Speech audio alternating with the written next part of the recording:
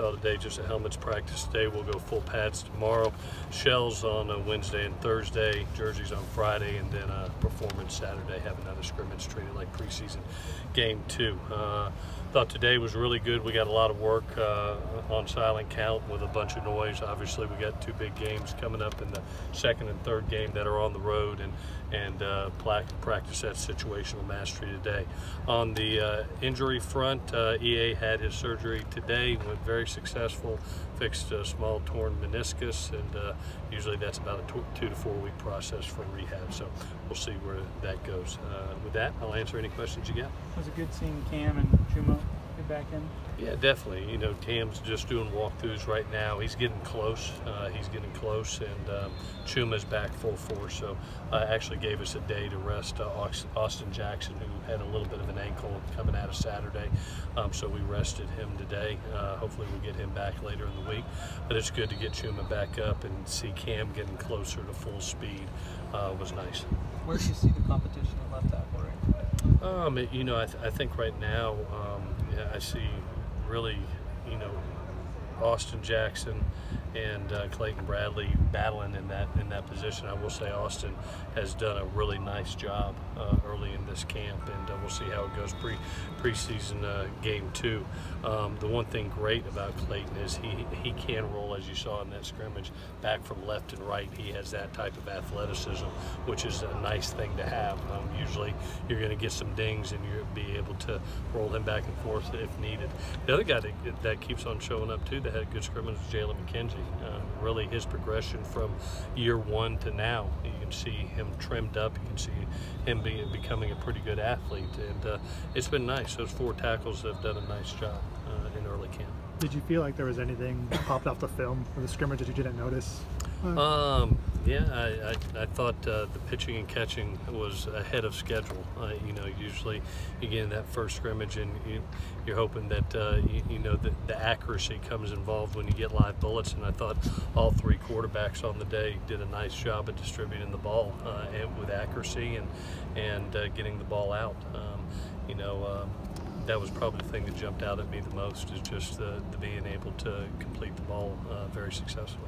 Is Greg Johnson kind of moving into a place at other corner? Yeah, he's competing with Isaiah Langley right now and really pushing hard. I'm very proud of Greg. You know, there's another kid that you look at a redshirt year, his first year, and how he's progressed into his second year, and he's chomping at the bit to earn reps, and has really caught our eyes. That's a great question, Dan. He's really pushing Isaiah. It's a good competition right now. Looks like Jack Sears and JT Daniels had about twice as many reps as Matt Fink today. Is that just the rotation, or no? That's the rotation. That's the rotation. Matt's back up.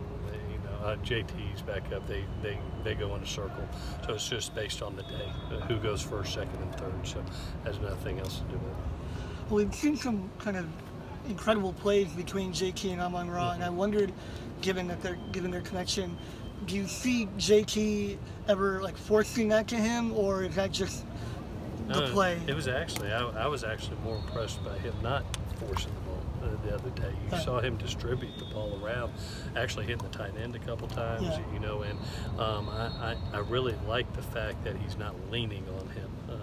And probably Amon-Ra wants the ball more from him. He's probably saying, "Hey, I've known you longer."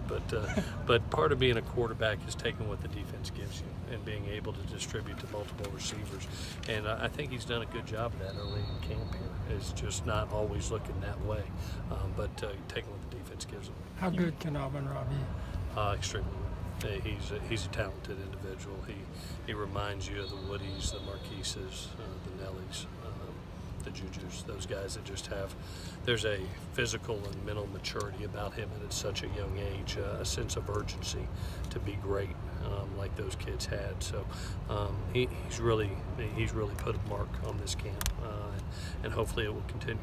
He seems to play well when you put him outside too, and he's not like a 6'3", 6'4" guy. Why do you think he's able to do that? Well, he's powerful, and those young men that I mentioned before were just like him. You know, Marquise was 5'11" and a half, but he was a powerful athlete that could play inside or out. And, when we had the opportunity to sign Amon-Ra, we looked at that about the ability. Gosh, this guy could be outside, he could be inside. I mean, he's almost 195 pounds, and physically has a physical presence about him. So that's a good thing to have. We moved those guys around that I mentioned earlier in our career here, and we'll do that same thing with Amon-Ra. How often do you see a guy with that kind of power have the kind of hand? He's got like baseball players' hands. Yeah, he has natural catching ability. Some guys, have to really work at it. I remember when Nelly first came here, Nelson, he really worked to become a better pass catcher. And then Woody was just day one naturally catching the ball. And you can see that with Amon-Ra, that he's a natural pass catcher. It comes easy to him. Is there a timetable for Michael Pittman's return? Yeah, right now he just had the nose surgery. That's going to take a week, and then he's got a shoulder sprains. So until he gets full strength of motion in that, I'm hoping that it's soon. But I would imagine next week would be the soonest. What was it? The nose surgery? What exactly? He just had they reset it. He had a broken nose. It's resetting. Yeah, he had a broken nose, so they went ahead and reset it. After watching the tape, what were the issues with the offensive line? Is there concern going forward? No, I'll be honest with you. After watching the tape, I was actually pleased.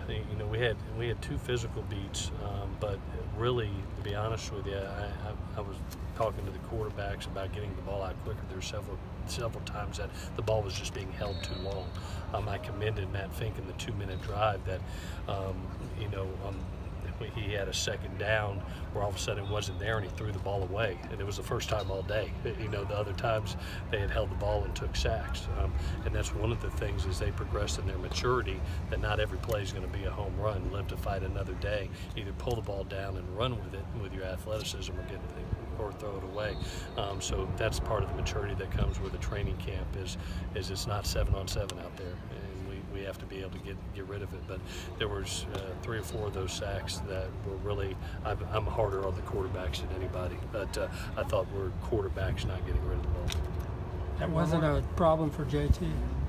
That wasn't a problem for JT. He did. Yeah, he took one sack. He took one. Yeah, he took one on a pass that probably should have been thrown away Should have been thrown away. Okay. Yeah, so they all took a turn. They all took a turn in there. But from a misassignment standpoint, there really weren't any misassignments. We had a physical beat by Hunter Eccles, who did a nice job, and 2 physical beats by Jay Tufeli, who did a nice job. The rest of them were get rid of the ball.